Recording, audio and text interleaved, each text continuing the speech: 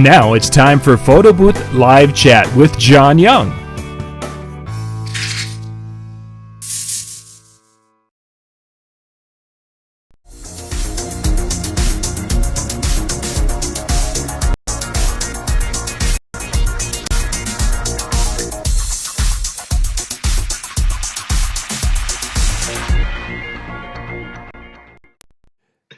Hey, we are back here with our final, well, I shouldn't say the second to the last show tonight, but this is the first show on our PBNTV channel, so thank you for joining us. If you're joining us out there on Facebook, lots of Facebook groups we're broadcasting to tonight, and of course, if you're on YouTube, you can enjoy it there. And if you're watching this later, seriously, Wednesday night, we got a great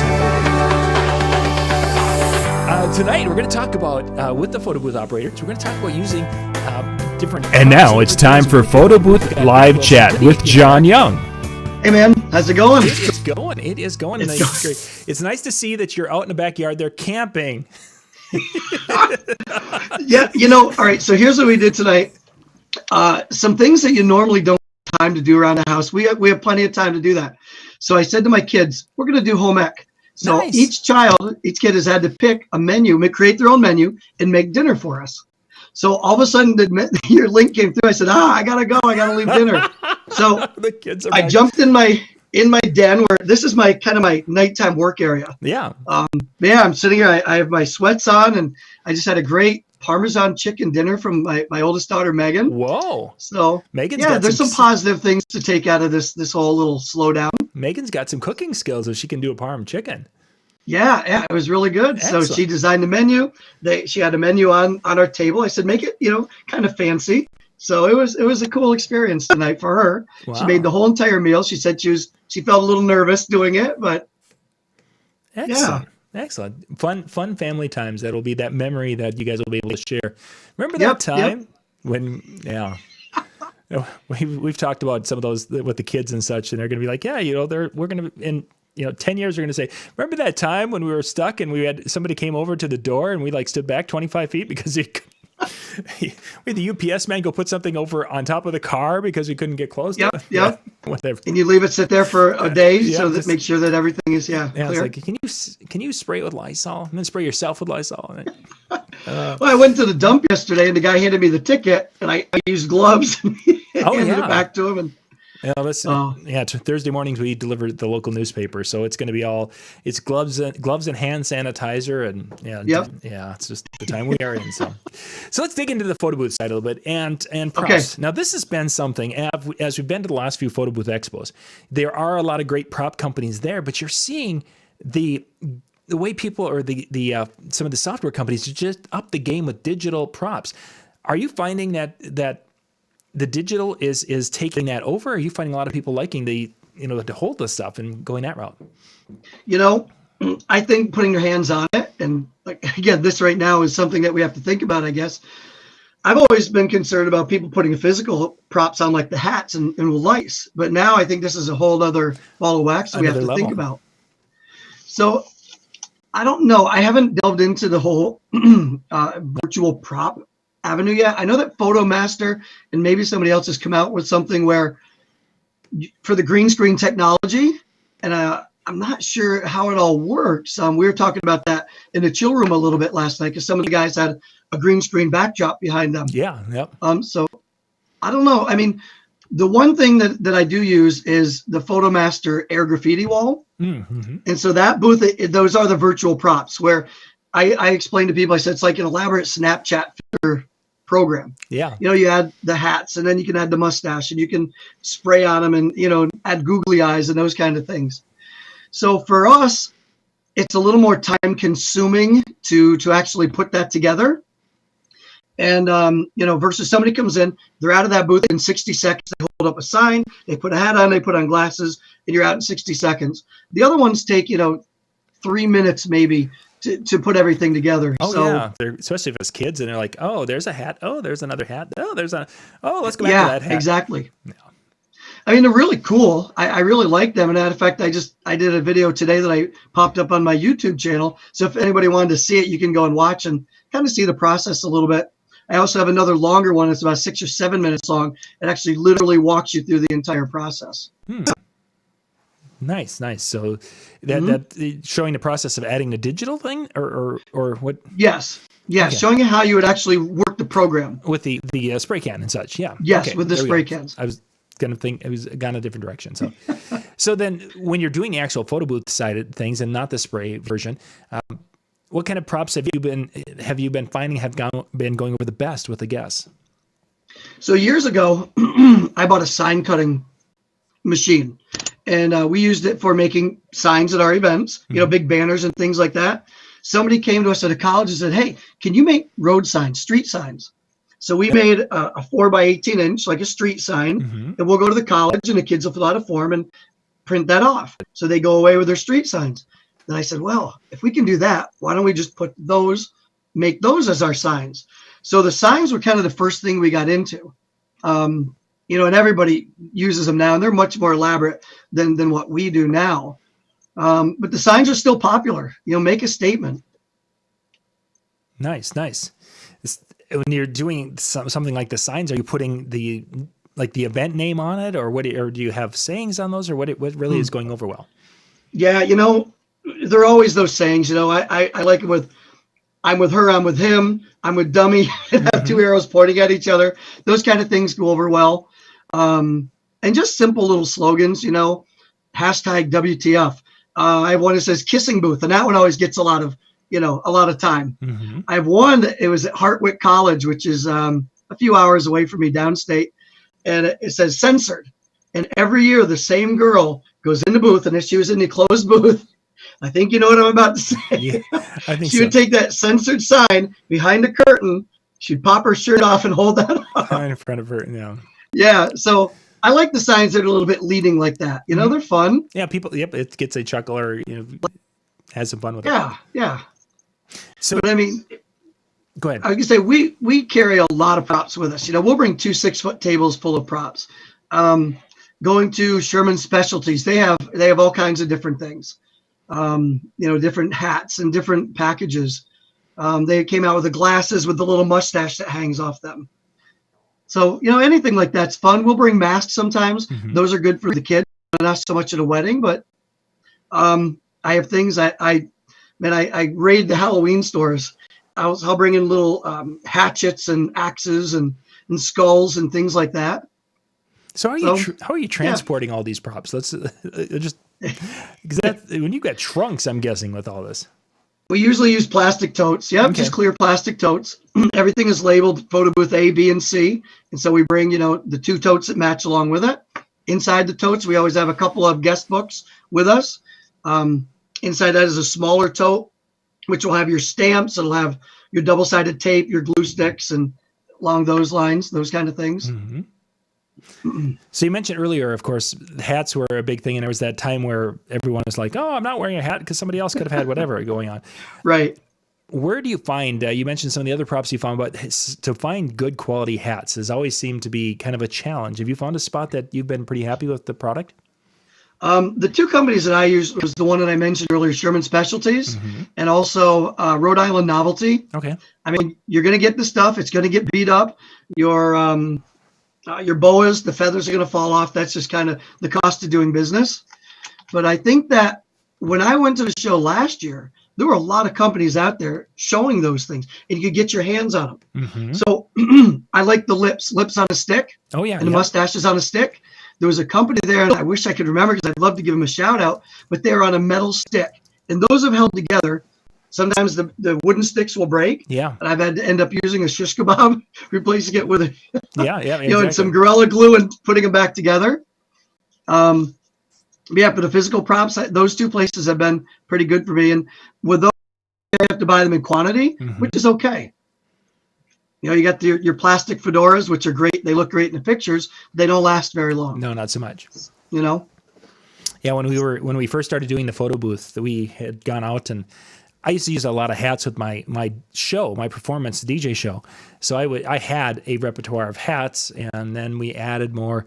But going out, to find the really cool ones, you're dropping somewhere between $10 and $25 a hat to get something, and that to get a good hot dog hat, hot dog hat, the pizza hat, right. You know, the Vikings, the Viking hat, because you know we're Minnesota, so you need to have that, and then you know, just the Packer cheese heads, we had to have those because you know we're close enough to Wisconsin, and those are like $20 a pop, and so you get all these different, goodness, hundreds of dollars, and then of course at a show, some of these walk.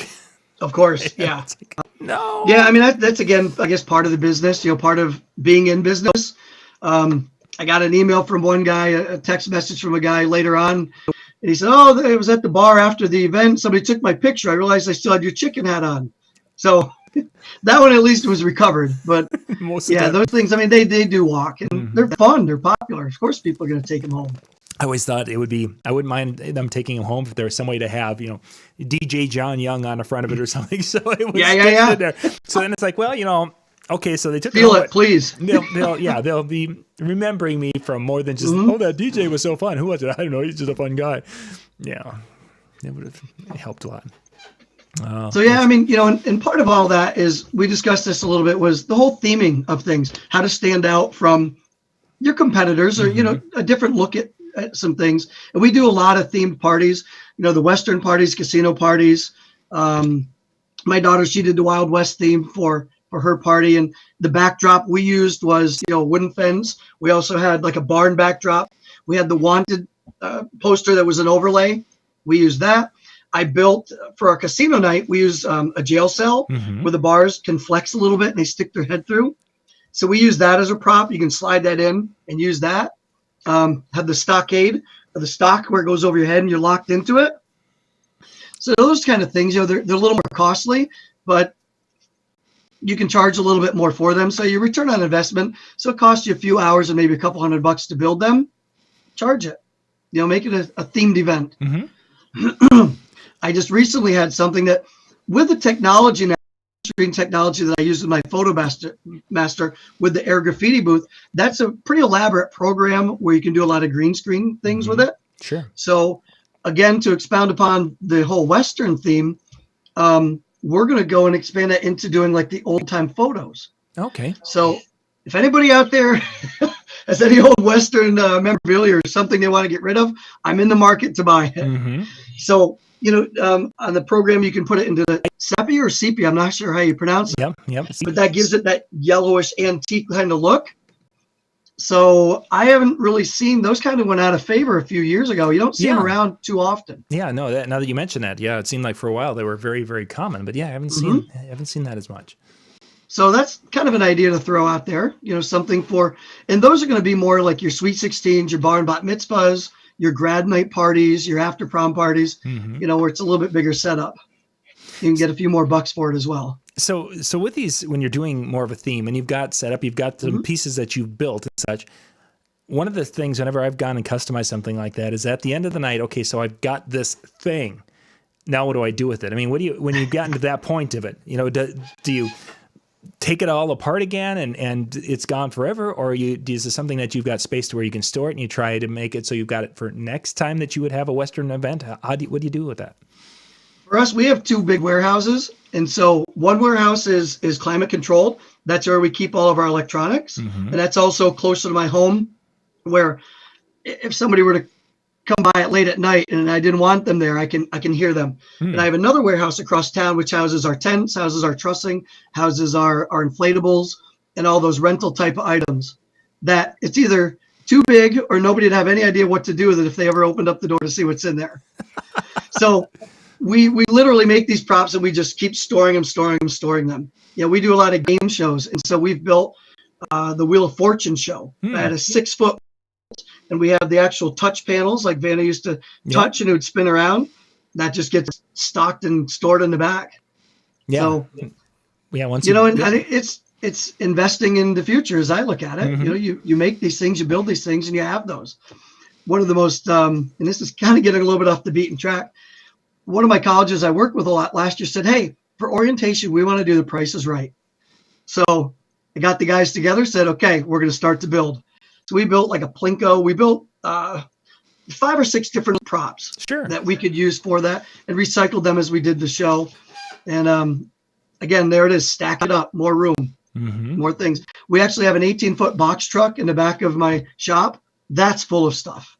So yeah, it is a task. You know, I know the people that if you were in the city or I'm in the country and I have plenty of room for this, I pay $200 for my big storage building, which is 24 by 40. Oh, nice. You know, that's my rental. That's pretty fair. Yeah, I don't know what somebody would pay to have a big rental place like that if you're in a city. Yeah, for sure. A lot more than a couple $100 a month. Yeah. Oh, even if it would be available. I don't know if those things are even available for people. Yeah. Of that size. Yeah, exactly. Even around here, that a building, it's like everything's like starts at 500 and goes up quickly from there. Right. So when it comes to themed events, when you're trying to do those with a photo booth, is that something that when you're in the sales process that you're like, hey, you know, do you have a theme or something or is it something that people are coming to you and saying, you know, hey, Eric, we got this theme. Can you do something for it? How does that conversation work? 6 of one, half a dozen of another. You know, I try to pitch the photo booth to everybody because that's a real good money-making upsell. You know, the photo booth was one of the best things that we ever invested in. And the first one we did was seeing them at the Mobile Beat shows. I built our own. I've got a buddy who was in the middle of the winter time. He's a contractor, so obviously he wasn't too busy where we are. I said, this is what I want to do. I want it to be the size of a phone booth. I want it to be bigger. We came through and we put all this together. All the extrusions, we laminated all the panels and we put it together.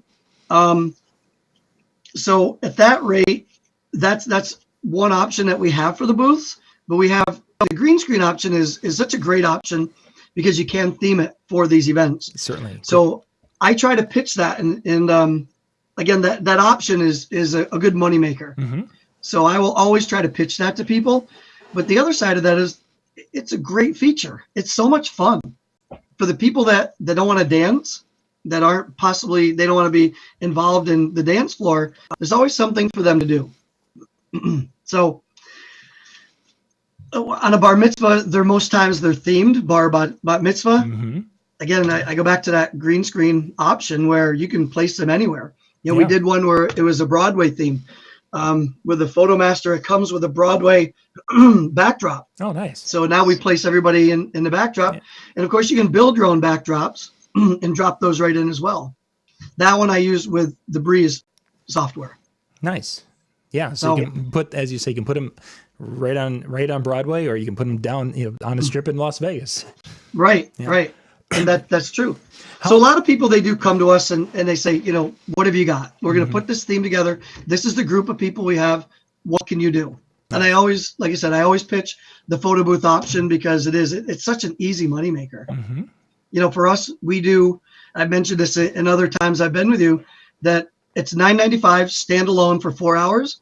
But if you're going to hire us for a DJ or any other facet of our business, we'll throw it in for $800, 4 hours, comes with the operator, comes with a thumb drive, comes with a guest book. Nice. Yep. And we'll customize the layouts for them. You've mentioned a green screen. Let's talk a little bit about how are you lighting that green screen to get a good back image? Because that's always a struggle when you are dealing with green screen. The first thing we do is we try to find the best light that's coming down the back of it. It really just has to be an even spread of light. So we've used like a Fresnel with some barn doors on it to try to focus the light. The one big thing is you can't come from the front. You're going to get shadows. And when you get shadows, that's when you start to get the pixelation. Right. So you always have to come from the side and try to evenly wash it, or from the top all the way down, so that you're not getting the shadows. That's the one big thing. You know, something I did see somebody was using, and I think it was on Amazon. It was like a meter bar. So of course we use the meter bars for different lighting effects, right? The colored ones, but they now come with like a 3200 Kelvin meter bar that can go right on the side of your screen. So it's going to be properly colored. It'll light it up properly behind you. The throw will be correct. And I always put a piece of tape on the floor stand in front of this, please. Mark if not, people back up and then everything goes crazy. Yeah, all of a sudden they're back too far, and then they've got the green hue coming around on their body. Right. Why is my face blurring out or fading out? Well, you're a ghost. Yeah, because in the past, so we've done, I don't know if anybody remembers like the bobbleheads. Mm-hmm. We didn't do the bobbleheads, but what we did was we did a thing we called it videoke, which is like karaoke, but we superimposed you and put you in a video. So they would come up and we give them a backdrop choice. They want to be in outer space. They want to be in the country or wherever they want to be in the city. And they would sing along, and then we would superimpose them into that video. We'd burn it onto a DVD and hand it to the people as they got done. So we've been doing the green screen thing for 20 years now. That one is more challenging because there's a lot of movement. Mm-hmm. With a picture, they're standing still. Yeah. But with the videoke, that's quite a bit more challenging. Sure, and as they're moving around, and the color or the lighting can change a little. Yeah. Yep, the screen starts to move. Mm-hmm. They didn't have the pillowcase screens back then. Yeah. Those pillowcase screens, if you're doing green screen, get the pillowcase screen. Oh, yeah, those are so nice. Tight and straight. It doesn't wiggle around. It doesn't move. It's always, it takes the wrinkles out, which sometimes causes problems. Mm-hmm. Yeah, I saw that too, and I thought, ooh, that would, even in the office here, because we have a spot over here on the side where we will stretch a green fabric to do green screen over there. Right. And it's like, that would be so much nicer. There's no putting the pins in and making sure it's nice and tight, and there's a ripple in it, and where's that ripple changes the hue of it. Yeah, just a little bit. And for people that are out there, here's another little hint. If you're doing it with like pipe and drape, we always get those big clamps from Lowe's. Mm-hmm. Clamp it on a pipe and drape, and then just turn them back. I was going to say, I think I have. I just had a bag of them here. Yes, because we were doing some things with a black screen on the other side, and we had the big old clamps from Lowe's. And yeah, you pinch them, tighten them up on the pipe and drape, crank them, and that'll. Yeah, and they work wonderfully for that. Yep. Oh, good stuff. Good stuff. So something I did see it was at IAPA a few years ago, 3 years ago. Mm-hmm. It's this crazy gray backdrop, and it's a reflective like a crystal backdrop. And you hit it with a green light from the front, and that is what changes and makes your green screen. It is super consistent. I don't remember what the name of it was, or what company it was, but I was like, wow, that's amazing, because it was just so perfectly lit. Interesting. So next I'll look it up and see, because I took notes from that convention. It was a little costly, and these guys were doing some real high tech stuff. They had an entire booth where they're doing a surround projection. Uh-huh. They had that, and you just hit it with a green LED from the front, and it all turned green. That gray crystal in background made it turned green. Whatever the color was, it made it pop like that. Oh, yeah.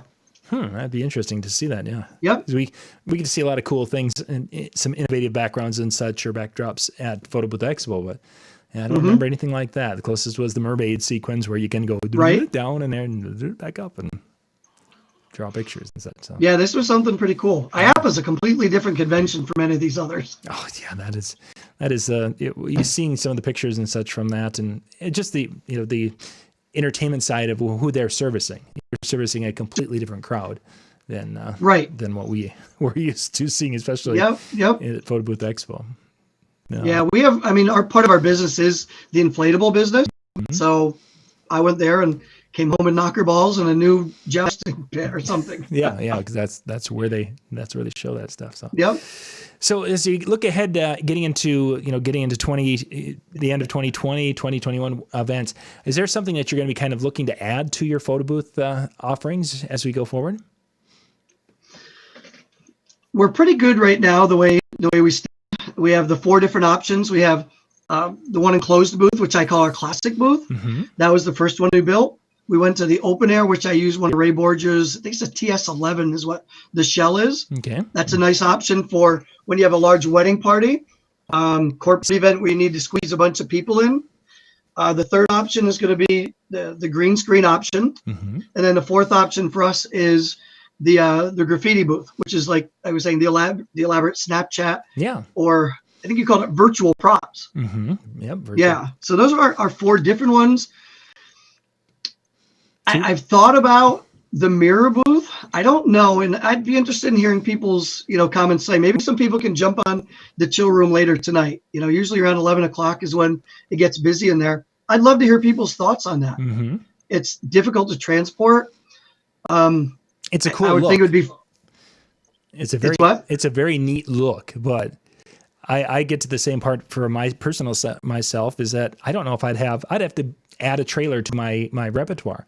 Because I've got my system down that everything I take and a smaller device can fit in my truck. But if I go with something large like that, right? We used to have the kind of step into the booth and it had the curtain around and that whole thing. Yeah. We had to take a trailer.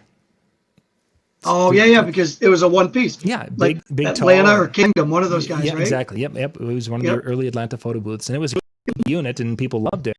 But it just got to the point that either we had to take a trailer along, or I would have to drive my truck with the entertainment side, and Lori would have to come through with the other. And it's like, well, now we're starting to defeat the purpose of, now we're having to travel with two vehicles, and so. Yeah, we use Sprinter vans, so size isn't an issue. Nice. And I did have one guy, another boother, ask me one time. He said, "God, look at the size of that thing." He goes, "You like that thing?" So I built this thing. Yeah, exactly. I built it to be. They're fabulous, and they're an eye catcher. They're now unique, the bigger ones.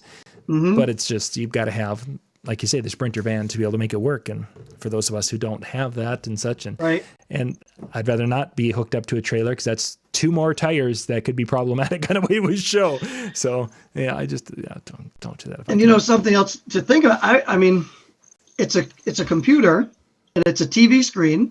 And that's all in something that's very heavy. Mm-hmm. It just seems, I don't know, it just seems cumbersome. And I don't know, I'd like to hear some more on it. Yeah, exactly. So here's some folks who've had that and they've had success with it. Because it was about 2 or 3 years when they first came on, it's like everybody, and there was Facebook groups, the DIY mirror booth group. It's like, okay, there's a group for everything, I guess is what Facebook is. Yeah. I don't know, I mean, they have, and at the expo you saw, the ones that are more like, I guess they call them the lollipop shape. Yep. And the classic dressing mirror, or whatever it would be. That I think those are kind of neat. As a little bit of a takeoff on them. Yeah, I think so. There was a couple of neat ideas. As it's like somebody comes up with an idea. It's like, we could put a photo booth in that, and there you go. And some of them are really, really quite neat. So one other thing that we use with the Breeze software is we've also done the flip books. That's not as popular. I bought that with the program thinking that it would be popular, but you've got to have the cutter and a stapler and a few other pieces and parts, and it's a little more labor intensive. Mm-hmm. But that didn't really take off, but it's another option. Yeah, I remember when seeing the flip books, and it's like, oh, that's kind of interesting. Yeah. And then as you say it, sometimes they seem like a really good idea and it's really cool, but then when a person gets there and it's like, oh my gosh. Or even getting to the digital props, they took the picture and now the kids are over here and now they're trying to add these things and it just slowed down the process. Yeah. And it was Mobile Bee. I don't know, 4 or 5 years ago, I think Atlanta Photo Booth had that program. We all did it. We all tried it at the event. It was fun. Mm-hmm. So I figured if I like it, I think I got a good pulse on what other people would like, but I swung and missed on that one. Yeah. I've had a few of those myself over the years. Yeah. So. Well, Eric, our time is just about up tonight to chat. Is there any other kind of final thoughts you had for us this evening, or? Stick it out, everybody. Kind of taking a little bit of a tangent from the booth, but it's going to happen. Everything's going to come back. Just hang tight. Mm-hmm. If you guys can go back and watch Jerry and John from, I think it was 6 o'clock. Was it you guys were on? 6 o'clock my time, 7 o'clock Eastern. Yeah. Yeah, that was a very, very informative, and that was me who kept sending you those messages. Saw that. Because for us, he's talking about the loans out there, the low interest loans. Guys, move forward. I know it's a little scary and spooky. I just lost a graduation today that's in the middle of May. I wish people would hang tight and not, pull the trigger yet on killing these things, but now's the time to build yourself up and move forward. And, like I mentioned to you in that text I sent you during your time with Jerry, I think it's time for me to get that IP rated video wall. Well, what's kind of cool about those of us who have contracts and run legitimate businesses is that we can do one of two things. We can show lost income. Last year in March, I had this. Last year in April, I had this. This year, I have goose egg. Those amounts of money are actually going to be something that with this little program that they're setting up, we're going to be able to get reimbursed for some of those losses.